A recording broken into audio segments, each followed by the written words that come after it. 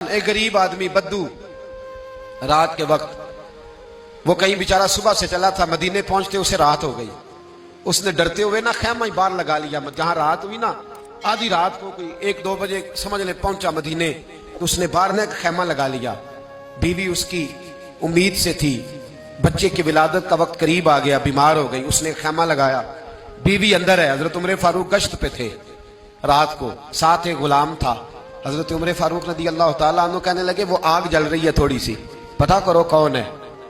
تو آپ کا غلام پتہ کرنے گیا تو بدو نے ڈانٹ دیا، کہنے لگے جاؤ تمہیں کیوں بتاؤں. حضرت عمر خود گئے، کہنے لگے مسافر بھائی بتا تو صحیح. کہنے لگا جی چھوڑے، میں آپ کو کیوں بتاؤں، میں کون ہوں، کیسے آیا ہوں. فرمایا خیمے کے اندر سے کراہنے کی آواز آتی، کوئی درد سے چیخ رہا ہے، بتا ہمیں بات کیا ہے.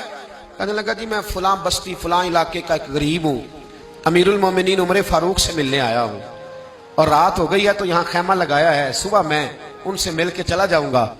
تو رات کو تکلیف دینا پسند نہیں کیا، تو میری بیوی امید سے تھی، اب بچے کی ولادت کا وقت قریب ہے، پاس کوئی نہیں. حضرت عمر کہنے لگے تو ٹھہر میں ابھی آیا. چہرے پہ نقاب ہے، اسے بتایا نہیں میں ہی امیر المومنین. عمر دوڑے گئے، اپنی زوجہ سے کہنے لگے اگر تجھے بہت بڑا اجر مل رہا ہو تو حاصل کرے گی. کہا کروں گی. تو کہنے لگے چل پھر میرے ساتھ، بہت بڑا اجر ہے. ایک دوست کے ہاں ولادت کا وقت ہے، ضرورت کی چیزیں ساتھ لے لو. اس عورت نے تھوڑے دانے لے لیے، گھی لے لیا. حضرت عمر سے کہنے لگی لکڑیاں اکٹھی کر لیں. امیر المومنین، کونسلر کی بات نہیں بتا رہا آپ کو، میں آپ کو ایم پی اے کی بات نہیں بتا رہا، ایم این اے کی بات نہیں بتا رہا، جو 10 گاؤں کو ملا کے چیئرمین بنا ہے اس کی بات نہیں بتا رہا. اس کی بات بتا رہا ہوں جو 22 لاکھ مربع میل کا حکمران ہے.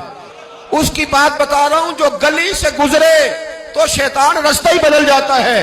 اس کی بات بتا رہا ہوں جس کے بارے میں میرے مصطفیٰ کریم صلی اللہ تعالیٰ علیہ وآلہ وسلم نے فرمایا میرا عمر تو وہ ہے کہ 950 سال حضرت جبریل بھی اس کی شان بیان کریں تو عظمت ختم نہیں ہوتی. اتنا بڑا شخص. حضرت عمر نے لکڑیاں اکٹھی کی، اینٹوں کا روڑے لے کے چولہا بنایا، پہنچ گئے. آپ کی زوجہ کہنے لگی یہ تھوڑے دانے ڈالنے، گھی ڈالنے اور ایک لکڑی لے کے اس کو ہلائیں، تیار کریں. خود زوجہ اندر چلی گئی. حضرت عمر باہر پکانے لگے.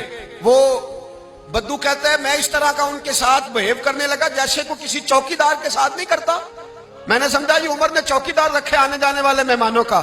میں کبھی پانی کا پیالہ مانگتا، کبھی کوئی بات، عمر دوڑے جاتے، کبھی پانی لاتے. او مسلمانوں، او میرے رسول کے غلام عزیزو، حضرت عمر فاروق. وہ غلام کہتا ہے میں عمر سے کہتا، میں کہتا غلام پانی لا تو عمر دوڑ کے پانی لاتے. میں کہتا تجھے گھی پکانا بھی آتا ہے، پہلے بھی کبھی پکایا ہے؟ تو عمر فرماتے کوشش تو کر رہا ہوں. میں کہتا پہلے بھی کبھی تیری بیوی نے یہ کام کیا ہے؟ تو حضرت عمر کہنے لگے مجھے یاد نہیں، پوچھ کے بتاؤں گا.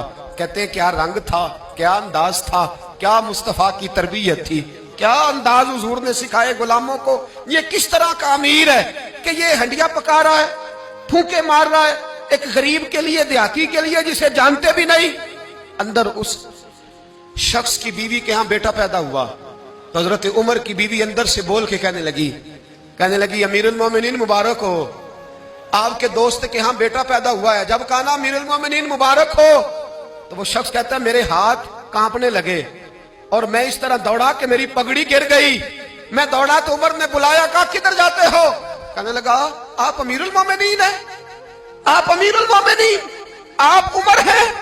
کیسر و کسرا جس کے نام سے کانپے آپ وہ ہیں جسے مصطفیٰ نے دعا مانگ کے اللہ سے مانگا، وہ والے عمر ہیں آپ. جس کے لیے علی المرتضیٰ فرماتے ہیں میں روز دعا کرتا ہوں، وہ والے عمر ہیں. جس کے بارے میں ابو بکر صدیق نے فرمایا تھا کہ میں اللہ سے کہوں گا مولا جو تیرے محبوب کی امت کے حق میں سب سے بہتر تھا میں اسے خلیفہ بنا کے، وہ والے عمر ہیں. عمر امیر المومنین کی بیوی وہ تو خاتون اول ہوتی ہے، وہ تو ملکہ ہوتی ہے، اور تیری بیوی دائی بن کر ایک غریب کے بچے کے پاس بیٹھی رہی ولادت کے وقت. عمر امیر المومنین ہو کے تیری داڑھی ساری دھومے سے بھر گئی تو ڈیوٹی کرتا رہا.